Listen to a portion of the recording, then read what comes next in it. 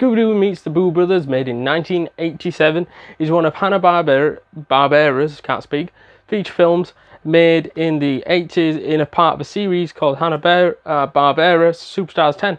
Again, that is such a shit name to read out. But this feature film, if you like, starts off with Shaggy's uncle passing away and him inheriting a country estate in which is in fact haunted. In which is like every other Scooby-Doo episode. I think every Scooby-Doo episode, in which there's only one, in my opinion, where I can actually think, in which we'll get onto later in this video, that actually doesn't have a mystery. But either way, upon his journey to the estate, he's told by the sheriff of the town that this country estate is haunted. And then after seeing a couple of these ghosts from himself, he's getting scared shitless several times. He then teams up with the Boo Brothers to figure out this mystery, basically, because the rest of the Mystery Incorporated gang isn't with him.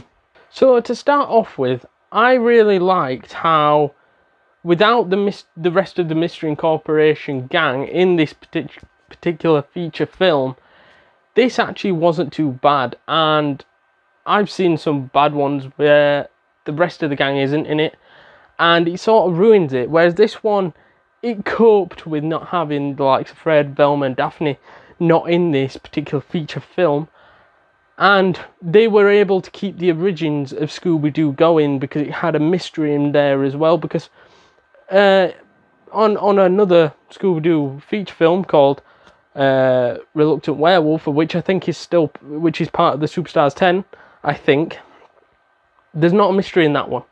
So it was nice to see how Scooby and Shaggy by themselves, along with the helps of the Boo Brothers, were able to solve this mystery and still stick to the origins of Scooby-Doo, which is a mystery-solving episode, if you like. Not just two guys, like in Reluctant Werewolf, just fucking about driving cars and then becoming a werewolf, which there's no mystery going on. And that's what I liked about this particular one, as it kept to the origins. I also liked the fact that it was easy to understand, because as an adult watching a kid's TV show, if I'm not getting it, how's the kid going to get it? Or vice versa, you know what I mean?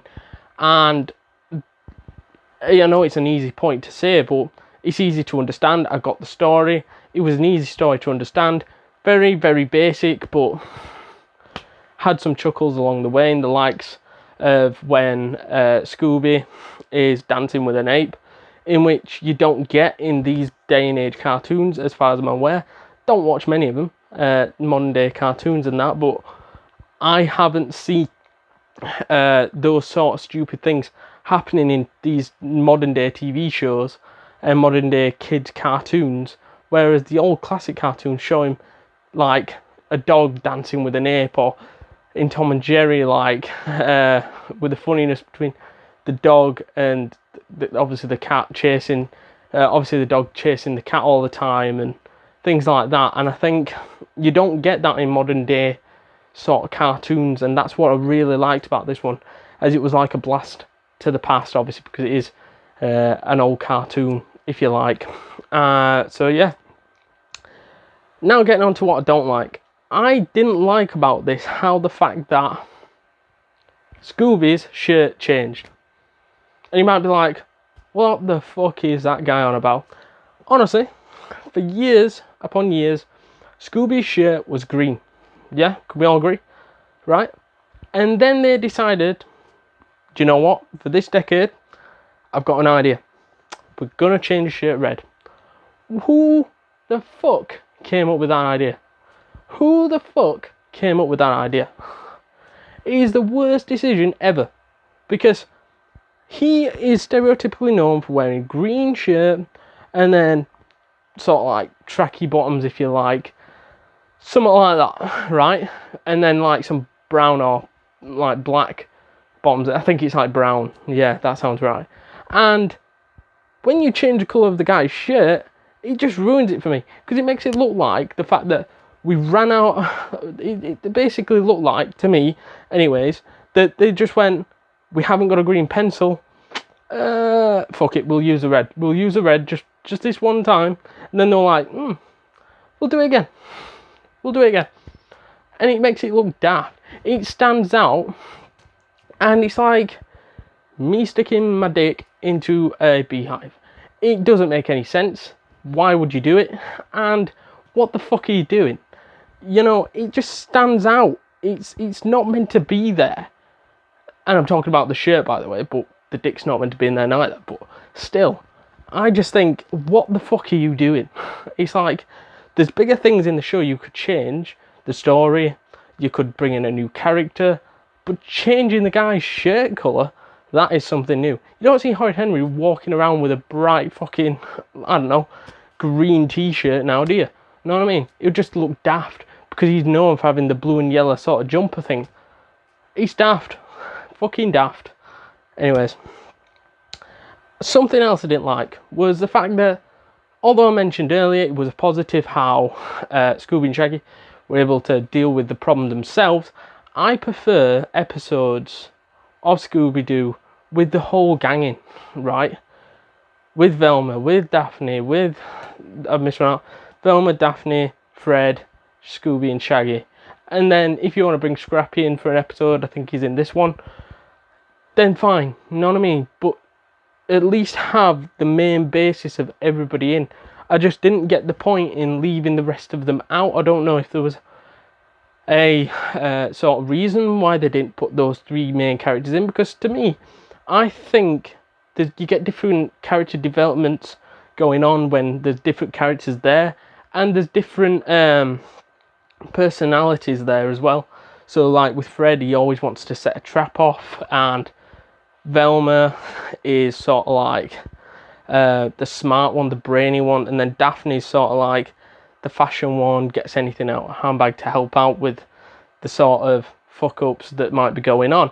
And to me, all those bring something along to their mysteries, every single one. And when you get rid of three of their main characters in Scooby-Doo just in for a couple of episodes, you notice, because you're missing that key thing, like Fred's trap, for instance, that he likes to set, or Velma's smart theories, how the ghost is this person, or the mystery is such and such. You miss that out. And even with Daphne as well, bringing in that glamour and sort of bringing tools and things out of her handbag magically. So yeah, it's just like that for me. You cannot have, even if it's like this one where it's okay, but what would it be better? It would be better if the whole cast was in it, and it would have been a lot more entertaining. So to summarise this feature film slash movie slash whatever the fuck it is, the, let's just say, extended Scooby-Doo episode, which I think it is, I thought it was quite weak. And that was because the major reason was because the rest of the gang weren't in it. I know I said it was a positive how easy thing to understand was, but at times it was too basic, and you just wanted them to come together as a group, and with Fred, Daphne, Velma, you know, all of them in there with Scooby and Shaggy helping them out would have been better. And to me, they really let down this episode by not including them. And yeah, because they all bring something new and something different to their roles when they come together. And when you, like I said, you take Fred out, you're missing the trap. If you take Velma out, you're missing the smartness. And if you take Daphne out, you're missing the funny side and the glamour and things like that.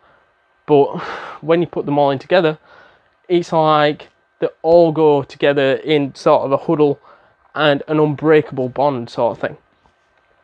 And to me, it really brought down my rating, in which is a 6.4 out of 10, in which is quite weak, but at the same time, that anywhere between 6 and 6.9, in my opinion, is good, but isn't anywhere near world class or legendary or classic.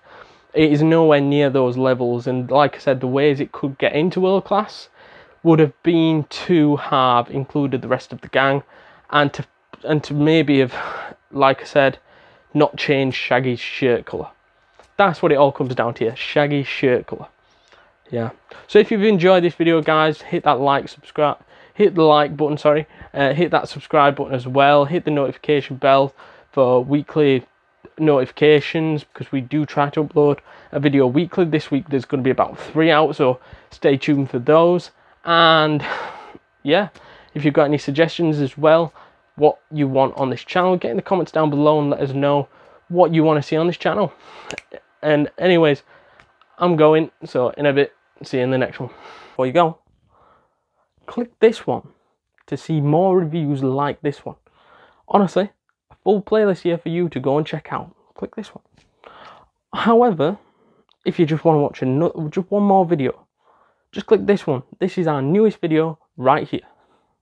Or if you just sort of I'm not bothered about another video, well, I've got a treat for you. Just hit that subscribe button, so then you're alerted to the newest one. So then if you're not too bothered now, you can come back later. And also press that notification bell as well. It'll really help us out. Thanks for watching, guys. Let me know, like I said, in the comments down below what films you want to see in here, and we can do it for you. Thanks.